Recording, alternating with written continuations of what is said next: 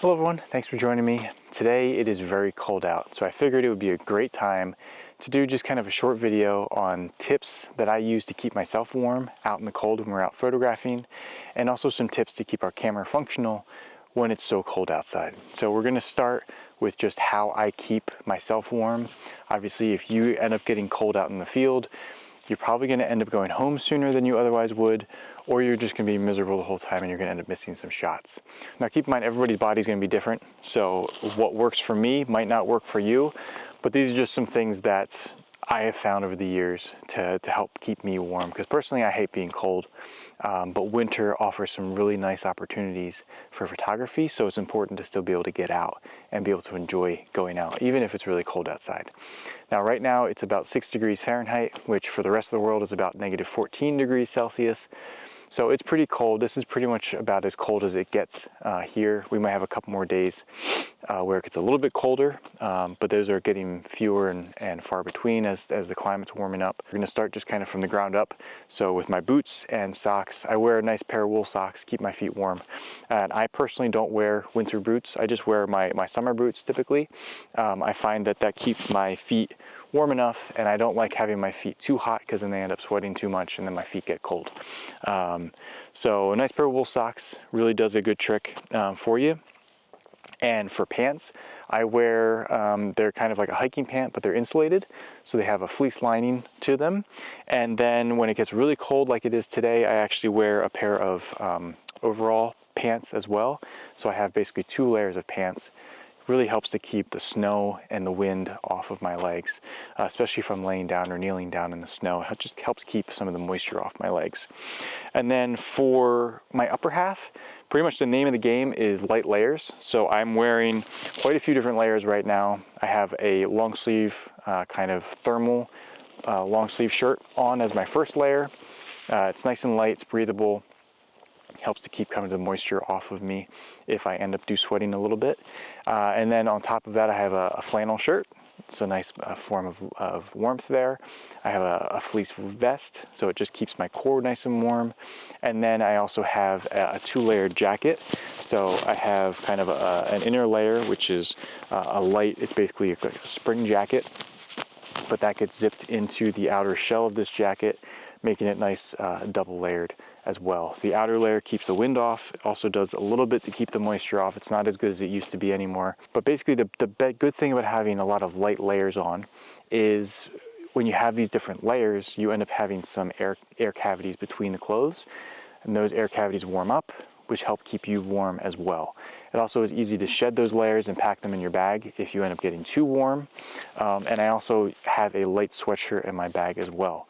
So the important thing to remember in the cold weather is that you need to pack or wear the clothing that you're going to be for based on the activity you're going to do. So if it was really cold out like it is today, and say I was going to plan on hiking about a mile or so into the forest to then set up and sit, it's important that you don't dress for the temperature in that situation, which doesn't really make sense. But what I mean is you need to dress for that hike, because you don't want to have all of your layers on when you start that hike, because you're going to be nice and hot, nice and warm for that hike.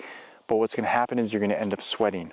And then when you end up reaching your destination after that mile-long hike, you're going to be drenched in sweat, and you're gonna get cold almost instantly. And that's just gonna make you miserable. It's gonna make you not wanna stay out there anymore. Pack some layers in your bag so that you can bundle up once you get on location or close to location, so that you don't end up sweating through all your layers. Next thing is gonna be a good hat. So this is a Carhartt hat. It's one of the best ones that I've worn. I just got it this year. It does a really good job of keeping my head warm and dry as well. Again, I'm not sponsored by a lot of these brands. This is just what I wear. This is what I use. And the next one is gloves, so good gloves. So this is a brand that I've been using for a while. Vallerret is the brand name. It's not the best, but I kind of have a love-hate relationship with winter gloves. My hands, personally, they get cold really quick. And then once they get cold, they start hurting, and then it takes a while for them to warm up. So I have not found a good glove yet. I'm still waiting for one. I also have used another brand, I believe it's called Vessi, that it has a nice waterproof glove and it is pretty warm and thin as well. Now the thing I like about these gloves is that they have a detachable finger and thumb, so which means that you are able to manipulate your controls on your camera with that. It makes it really easy to be able to adjust things if you need to, and also have your shutter button free, because otherwise without that, it becomes pretty hard to have any kind of dexterity on where your finger is and where the buttons are. Again, I'll put some links down below in the description if you're interested in any of these things. I'm not sponsored by any of these brands. This is just what I use. Another thing I like about these gloves is the fact that they have a pouch on top. So right here, and you're able to put a hand warmer in here. So I personally use rechargeable hand warmers. I just like them better because they're rechargeable, they're reusable. I can keep using them over and over again. I had these ones for about a year and they've worked really well. And a tip for the hand warmers, a lot of times the instinct is to just hold them in the palm of your hand like this, which is good, that'll work. But the best thing actually is to be able to place them on the top of your hand, because that is where all your veins are on your hand, on the top here. So if you're able to put the hand warmer on top of your hand, it's actually going to warm up the blood going to your fingers, which is going to warm up your fingers a lot quicker, which is why I like that these have a pouch on top of the glove there. It really does a good job of quickly warming up your fingers. Obviously, it doesn't do as well with the thumb. Your thumb kind of gets left out there sometimes, but in that instance, it's the pointer finger that's the most important one. So that's hand warmers. Another great thing to use is a scarf. It helps to keep your neck warm, your throat warm, and also keeps some snow, if it's actively snowing, from going down in behind your neck and through the collar of your shirt. Really useful, really beneficial. Now some tips if you are cold and you're trying to warm up your hands, the hand warmers just aren't doing enough quick enough. There are some things you can actually do to help to warm up your hands. One of them, it looks ridiculous, but you end up just kind of keeping your hands up and then throwing them down like this. So you just kind of keep doing that. What it does, it kind of forces the blood down your arms and into your fingers. Just uses gravity to kind of fling the blood down towards your fingers. It looks ridiculous, but it actually does work. Another thing that I do, again, it's ridiculous, obviously don't do it on camera, but if my hands and feet are really cold, I'll just do some jumping jacks in the forest. Obviously you don't want to do it when the wildlife is right there, but it does really work to help get the blood circulating, get the blood flowing, gets the blood down to your extremities as well.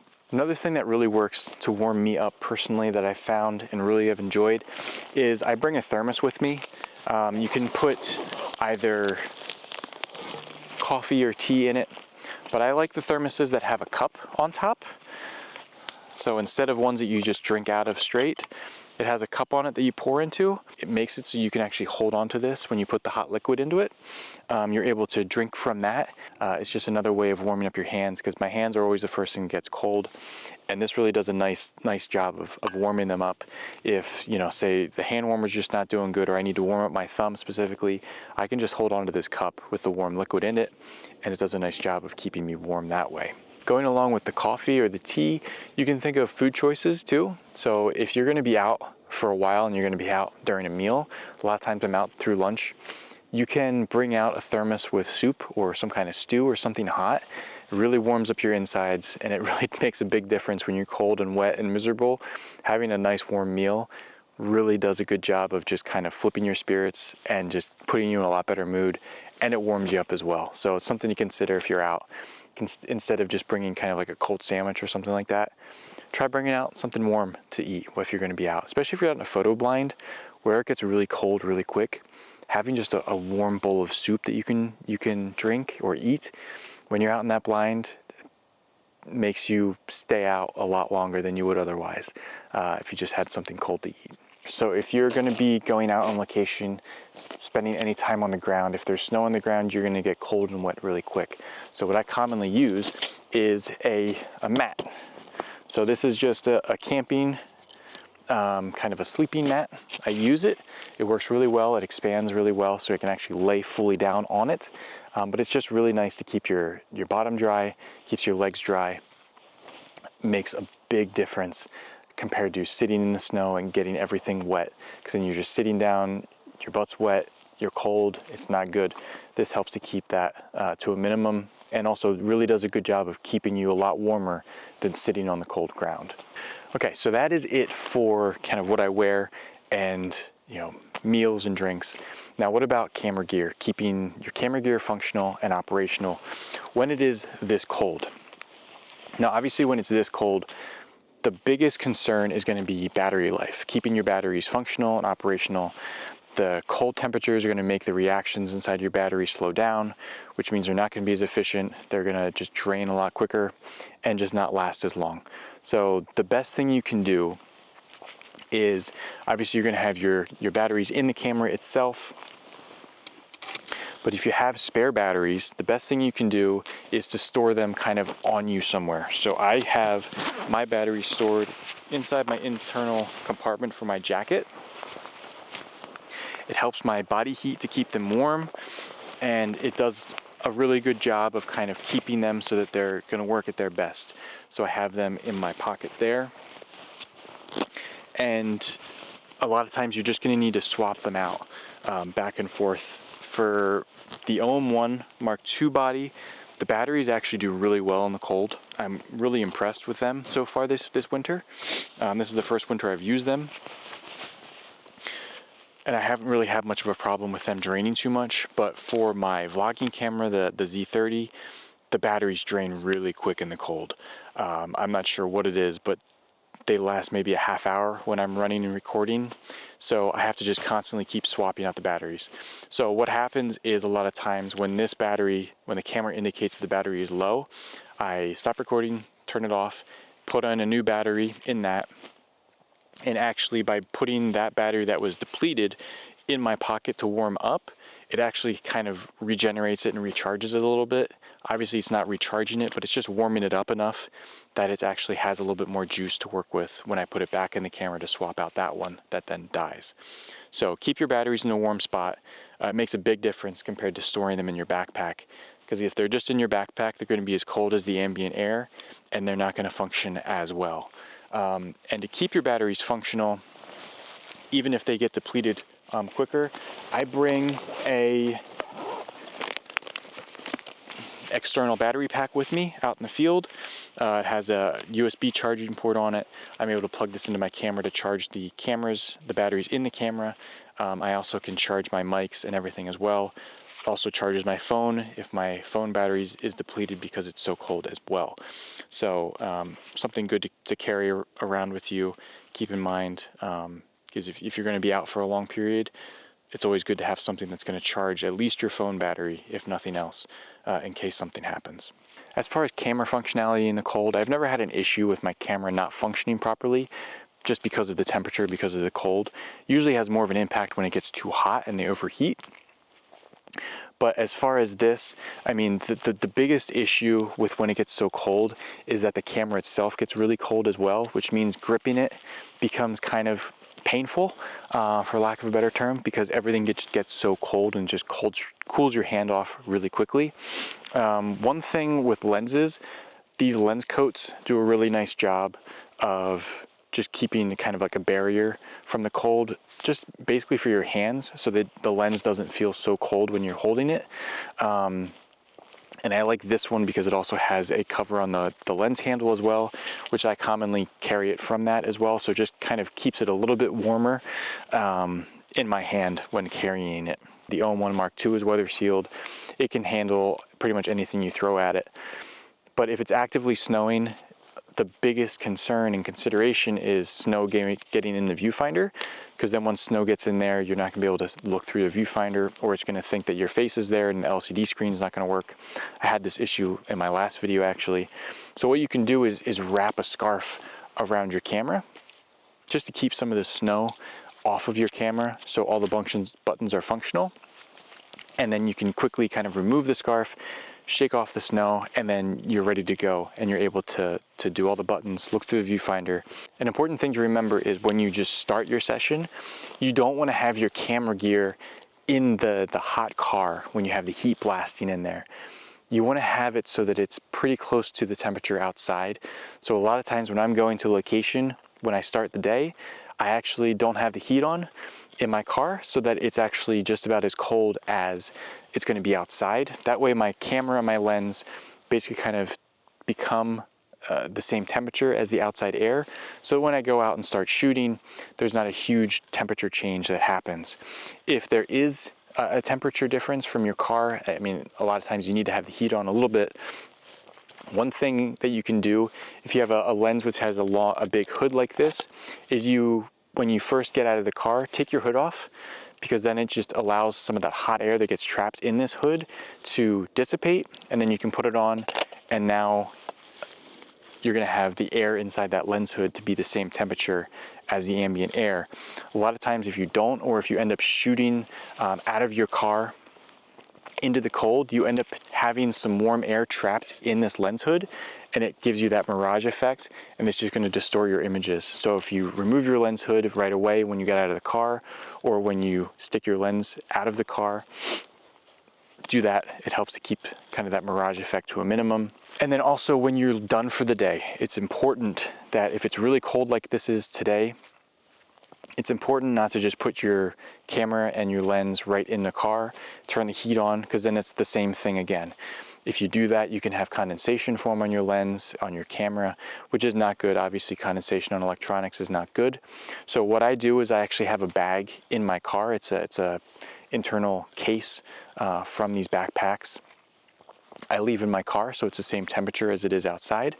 And I put my lens and camera in that bag, zip it closed, and it just helps to keep it kind of so that it's still cold inside the bag, and then it can warm up slowly, and gradually I can bring it inside, put it in a cold spot of the house. It'll warm up slowly, and then just kind of move it into a warmer spot of the house. So it warms up gradually. I also have those little gel silica packs that come with, shoes and bags and stuff. I have a bunch of those packs as well that are in that bag. Helps to keep some of the condensation down as well. One important thing to remember is that when you're putting your lens and your camera in the car, in the bag in your car, remember to take out your memory cards. Put them in a separate spot so that you can use them quicker, because if you leave your memory cards in the camera, it's going to take a while for your camera and lens to warm up. It's going to take a little while for you to be able to actually use and read the data that's on those memory cards. So by taking them out while everything's still cold, the memory cards are going to warm up a lot quicker than your camera and lens is going to, so you'll have a lot quicker opportunity to look at what's on your cards if you got some really good images when you're out during that day. That's going to be it for this video. Again, just a short little quick video of how I stay warm, how I keep my equipment functioning out in the cold weather.